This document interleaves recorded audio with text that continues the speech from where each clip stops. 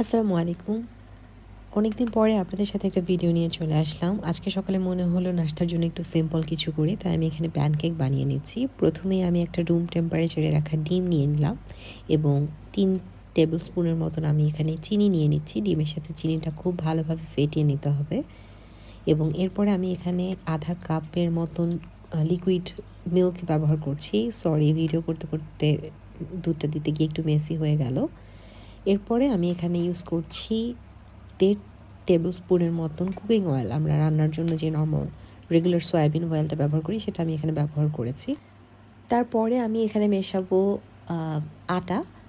আমি এখানে ৪ টিস্পুন মতন আটা ব্যবহার করেছি।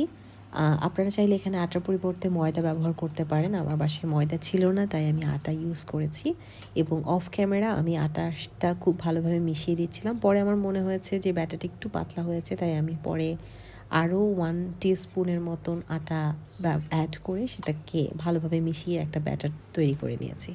এরপরে আমি চুলায় একটা ফ্রাইং প্যান গরম বসিয়ে দিয়ে সেটাকে ভালো মতন গরম করে ১ চামচ পরিমাণ ব্যাটার আমি এটার মধ্যে দিয়ে একটা ঢাকনা দিয়ে ঢেকে দিচ্ছি এবং এটাকে আমি ২ থেকে ৩ মিনিট পর্যন্ত কুক হতে দিব। ২-৩ মিনিট পরে আমি ঢাকনাটা সরিয়ে প্যানকেকটাকে উল্টে দেব এবং অন্য পাশটাও আমি ২ থেকে ৩ মিনিটের মতন একটু ফ্রাই করে নেব। এভাবেই আমাদের প্যানকেকটা রেডি হয়ে যাবে। একই রকমভাবে আমি আরও একটা প্যানকেক ফ্রাইং প্যানে বসিয়ে দিচ্ছি। আপনাদের ব্যাটারের কনসিস্টেন্সির উপর কিন্তু আপনাদের প্যানকেকটা অনেকাংশে ডিপেন্ড করবে। আপনারা দেখতে পাচ্ছেন আমার ব্যাটারটা কিন্তু একদম পারফেক্ট কনসিস্টেন্সির হয়েছে। অর্থাৎ আমি তাওয়ার মধ্যে যখন আমার ব্যাটারটা দিচ্ছি তখন কিন্তু আমার ব্যাটারটা ছড়িয়ে যাচ্ছে না বা খুব বেশি পাতলাও হয়নি, আবার একদম ঘনও হয়নি, যেটা বলতে পারেন।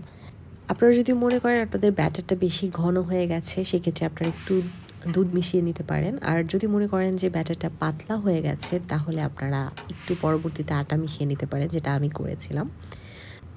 সো এভাবে আমি আমার সবগুলো প্যানকেক রেডি করে নিচ্ছি। প্যানকেকটা আমি কখনো নিউটেলা দিয়ে খাই, কখনো জ্যাম দিয়ে খাই। আজকে আমি নিউটেলা দিয়েই খেয়েছি, সাথে আমি কিছু ড্রাই ফ্রুটসও রেখেছিলাম।